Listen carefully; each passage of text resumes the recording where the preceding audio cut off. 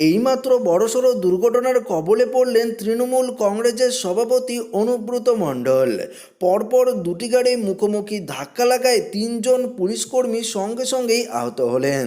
তো কেমন রয়েছে এখন অনুব্রত মণ্ডল, সমস্ত কিছু ডিটেলসে দেখে নেব এই ভিডিওটিতে।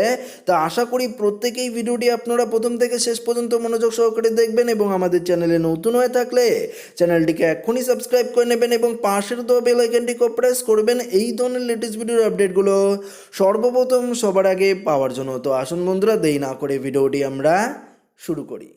বীরভূমের ময়ূরেশ্বরের সভা করতে যাওয়ার পথে দুর্ঘটনাগ্রস্ত তৃণমূল কংগ্রেসের জেলা সভাপতি অনুব্রত মণ্ডলের কনভয়। আমোদপুরের কাছে দুর্ঘটনাটি ঘটে। কনভয়ে থাকা দুটি পুলিশের গাড়ি পরপর একে অপরকে ধাক্কা মারে আহত হয়েছেন তিনজন পুলিশকর্মী। তাদের হাসপাতালে ভর্তি করা হয়েছে। যদিও বীরভূম জেলা সভাপতির কোনো আঘাত লাগেনি, তবে এই দুর্ঘটনার পর অনুব্রত মণ্ডলের নিরাপত্তা নিয়ে প্রশ্ন উঠতে শুরু করেছে। মঙ্গলবারই গীতাঞ্জলিতে হিন্দি ভাষীদের সভা থেকে অনুব্রত মণ্ডল বলেন, সিবিআই তাকেও নোটিশ পাঠাতে পারে। বীরভূম জেলা সভাপতির এই মন্তব্য অন্তত তাৎপর্যপূর্ণ বলে মনে করেছে রাজনৈতিক মহল। অভিষেকের পত্নী রুজিরাতে আজই জেরা করেছেন সিবিআইয়ের আধিকারিকরা। 21-এর ভোটে শাসক দলের চাপে রাখতে কেন্দ্রীয় তদন্তকারী সংস্থাকে ব্যবহার করা হচ্ছে বলে অভিযোগ করেছে শাসক দল।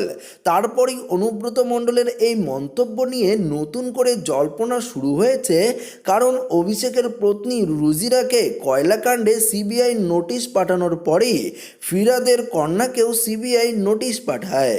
যদিও ফিরাদ হাকিম সে কথা স্বীকার করেননি। শাসক দলকে চাপে রাখতে মরিয়া হয়ে উঠেছে বিজেপি। বাংলা জয়ের লক্ষ্যে মরিয়া অমিত শাহরা যে কোনো পথ নিতে চাইছেন যেটা বাংলার রাজনীতির সংস্কৃতির মধ্যে পড়ে না, এমন কাজ করে চলেছে বিজেপি। এই সিবিআই দেখিয়ে শাসক দলের একাধিক নেতাকে বিজেপিতে যোগদান করানো হয়েছে বলে অভিযোগ। তো বন্ধুরা, আপনারা দেখতেই পেলেন ইতিমধ্যেই বড়সড় দুর্ঘটনাটি সম্ভাবনা করেছেন তৃণমূল কংগ্রেসের জেলা সভাপতি অনুব্রত মণ্ডল। তিনি কেমন আছেন এই ভিডিওটিতে আপনারা জেনেই গেলেন এবং তিনজন পুলিশকর্মী সঙ্গে সঙ্গে গুরুতর আহত হয়েছে সেটাও আপনারা এই ভিডিওটিতে জেনে গেলেন।